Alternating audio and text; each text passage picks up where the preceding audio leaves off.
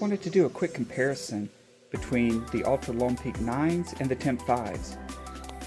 I've had this pair of Timp 5s for about 300 miles. I had another pair just like them for over 500 miles, so I have a lot of experience in the Timp 5s.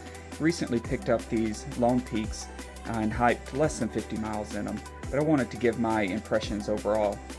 First off, if you look directly above, you see that the Lone Peaks have a much wider toe box, and that's going to allow your feet to kind of splay out, your toes to splay out in the shoe, whereas the Timp 5s have a much more narrow toe box, so it's gonna kind of hug your foot just a little bit more.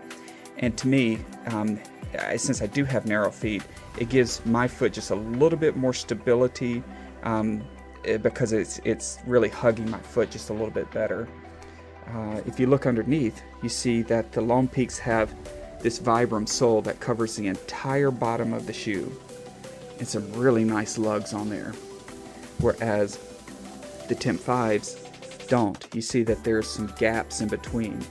So to me, in my experience, the Lone Peaks really do give you a little bit more grip, in my opinion.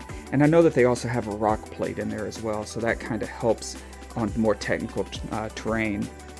If we go over here and let's do a weight on them real quick, and I'll show you the Lone Peak 9s, 338 grams, the Timp 5s, 294 grams. So the Timps are lighter weight, and I really do think that is mostly because of the rock plate and that Vibram sole.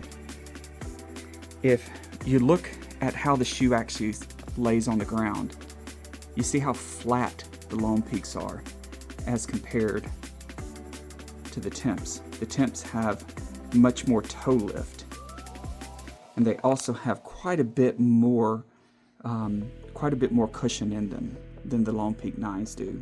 So on a really long hike, 20 plus miles, I think the Timp 5s would be a little bit more comfortable, but on a more technical hike, I think the Lone Peaks are where you're going to want to go. As far as the upper part, to me, this one, the Lone Peak 9, is a little bit lower cut than the Timp. The Timp sits a little bit higher on the ankle, kind of again hugs your foot just a little bit more, whereas again the Lone Peak 9s kind of don't do that. They fit, to me, they fit just a little bit more looser in the heel area than the Timp 5s do. The material they're made out of, the Lone Peak 9s, this material dries super fast, whereas the Timps, it takes a little bit longer for this material that they're made out of to dry. Now they both dry fast, but to me the Lone Peaks dry so much faster. Overall, both fantastic shoes. I would say depending on your terrain and what you're hiking, how you're hiking, if you're doing more technical terrain, you'd probably want the Lone Peak 9s. If you're doing super long hikes that maybe aren't so technical, the Timp 5s are where you're going to want to go.